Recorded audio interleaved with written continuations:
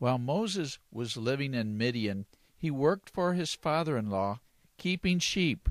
It wasn't too difficult, but it did require that they move around to find food and water for the sheep to eat and drink.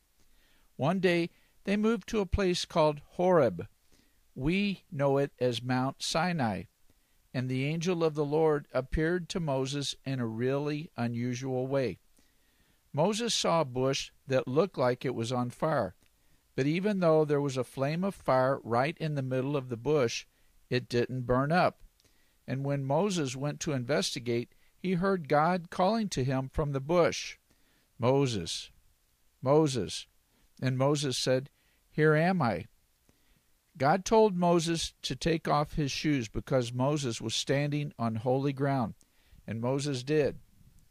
One thing we need to learn about God is He is holy and pure, and we must approach Him respectfully.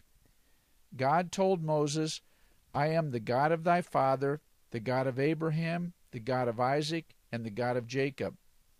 Who was Moses' father? But God is the God of our fathers too. My father's name is John. Even if your father does not respect God, God is still God. Moses hid his face because he was afraid to look at God, but God talked with him. God told Moses that he was sending Moses to deliver the Jews out of slavery in Egypt. Now Moses had been raised as an Egyptian, and he knew that he would never even be able to see Pharaoh because he was not a dignitary or recognized by Pharaoh's government. Moses asked God, "Who am I that I should go unto Pharaoh, and that I should bring forth the children of Israel out of Egypt?" In other words, in a respectful way, Moses was telling God, "Pharaoh won't even see me." But God told him, "You're with me." In other words, when the Pharaoh's people put together the list of dignitaries that can come into Pharaoh's presence, who have standing with the Pharaoh, the number one ruler in the world, God is on it, at the top of the list. And Moses was on it too, because Moses was with him. Moses was filled with doubt about this mission, but God was confident. He didn't require Moses to have a positive mental attitude. God told him that he would use Moses anyway. But he also told him that there would come a time when Moses would know that God was really at work through Moses to accomplish this task.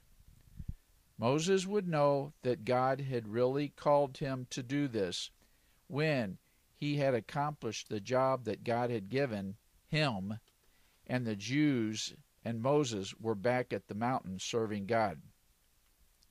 Moses asked God his name. Moses had grown up learning about the Egyptian gods, and they all had names. But when Moses asked God to tell him his name, God told Moses his name was I am that I am. God told Moses to tell the children of Israel, I am has sent me unto you. But God told Moses to tell the Israelites that the Lord God of your fathers, the God of Abraham, the God of Isaac, and the God of Jacob have sent me unto you. This is my name forever, and this is my memorial unto all generations. God told Moses, Go and gather the elders of Israel together, and say unto them, The Lord God of your fathers, the God of Abraham, of Isaac, and of Jacob, appeared unto me, saying, I have surely visited you, and seen that which is done to you in Egypt. And I have said, I will bring you up out of the affliction of Egypt unto the land of the Canaanites, and the Hittites, and the Amorites, and the Perizzites, and the Hivites, and the Jebusites, unto a land flowing with milk and honey. And the elders of Israel will listen to you, and you will tell them to come with you to the king of Egypt. And ye shall say unto the king of Egypt, The Lord God of the Hebrews hath met with us, And now let us go, we beseech thee, 3 days' journey into the wilderness, that we may sacrifice to the Lord our God. And God said, At first the Pharaoh won't let you go, but when I'm done with him, he will. And you won't leave empty-handed either. When you leave, the Egyptians will give you all their treasures, jewels of silver and jewels of gold, and raiment. When they left Egypt, they would have so much wealth they would put the jewels and gold and fancy clothes on their children.